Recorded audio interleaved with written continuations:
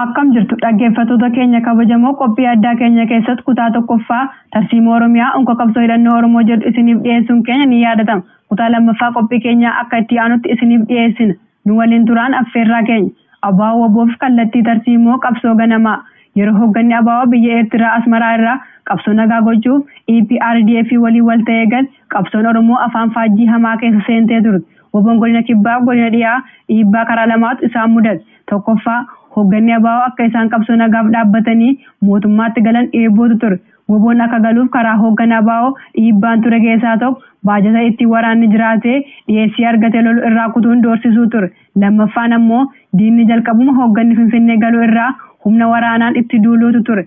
Haala lamaan kana dura dhaabbatee Waboon persentii 100 ofirratti hirkannoon of ijaaruutti fuulleffate. Baajanni dhaabaas irraa dhaabbate. Maqaa araaraanis Waboo galchuuf yaaliin godhame murannoo Waboon fashale. Waboon uummata Oromoo qabeenyaa Oromiyaa fi hidhannoof ammoo diina irraa hiikachuun madda dhiyeessii isaa godhatee of ijaare.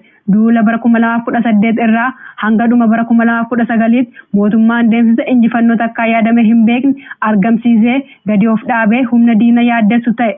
Waboon aadaa tarsiimoo ittiin qabsoon ofirratti hirkannoo kallattii jijjiirtee diyaaspooraa irratti qofaa hirkachuu dhiise.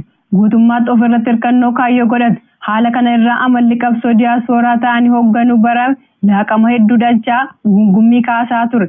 Waboon waan ofii hojjechuu hin dandeenye qabsoo dippiloomaasii nutti dirqama kennuu dhiise. Waboon dinagdee argamsiisuuf dirqama nutti kennuu dhiise. Kan kana fakkaatan jedhanii komii kaasaa turan namuu ala tattaa'ee dachasmaach muudamuu fedhe. Akka qabsoo Oromoo har'a jaalmarroo fi jaallan Waboo hooggananii lolanii lolchiisaa jiran jara diyaaspooraa sana illee hoogganan takkaa hin liqinfamneef. Warra akkasii kan hoogganamuu hin barretti nama hoogganuuf foolatu.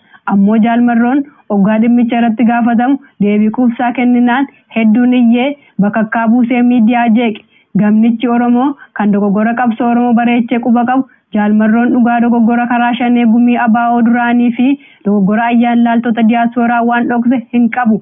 Amalli bare nama hin dhiisu qabsoon dirree irraa hoogganamuu irraa diyaaspooraa keessatti dalagaa farra qabsoo Oromoo gurguddaa lamatu adeemsifame. Tokkoffaa gareen maadheelee Abaawoo Finfinnee galan kan biyyoota adda addaa keessa jiraatan buusii miseensonni Abaawoo kan miseensummaa buusan akkuma dhuunfatanitti gama Finfinneetti malee Waboof maallaqa buusuu dhiisanii ture.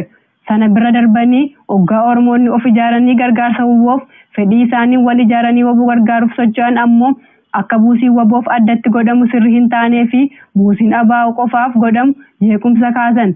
Miseensota Abaawoo warra Waboo deeggaranitti duulanii murni kun huqqattus amma illee diyaaspooraa keessa konserveetiif ta'ee farrummaa itti fufee jira.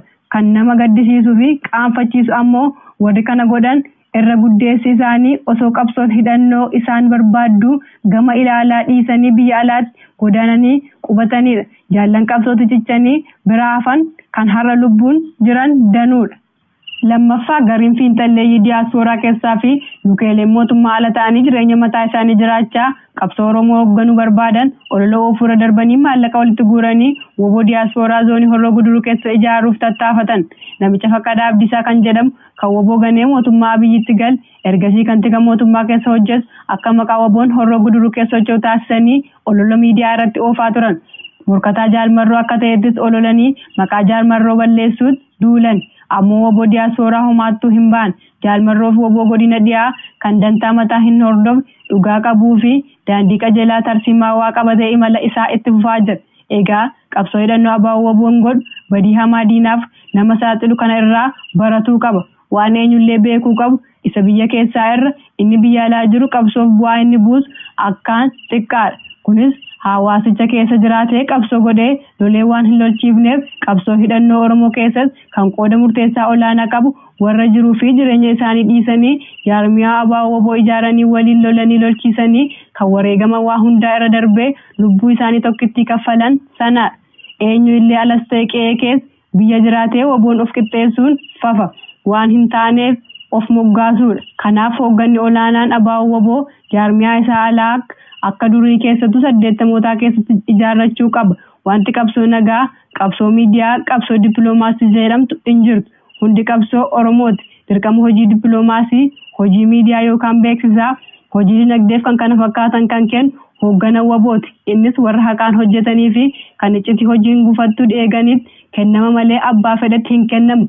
Qabsoo hidhannoo keessatti dalagaa abbaan hojiin argamsiisuun osoo ofii hin fedhin fi hin beekin dirqamni utaaltee mataa nama yaabdi malee hawwii fi kajeellaan hin argamu.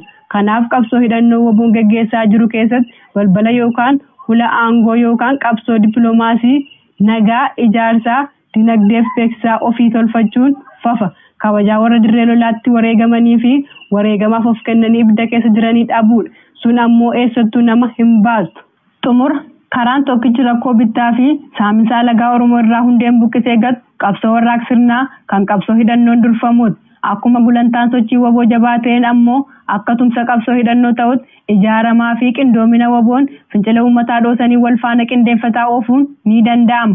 Qindoomina fincila uummataa kanaafis waboon caalaatti jabaa ta'e sochii isaa bakkaayyootti diriirsee uummata finciluuf golgaa yeroo ta'udha.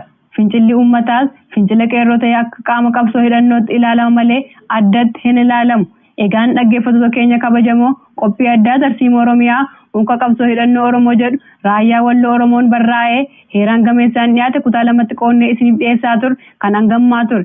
Qophii mata duree qophii addaa biroon hanga walitti deebinutti nagaan nuuf tura.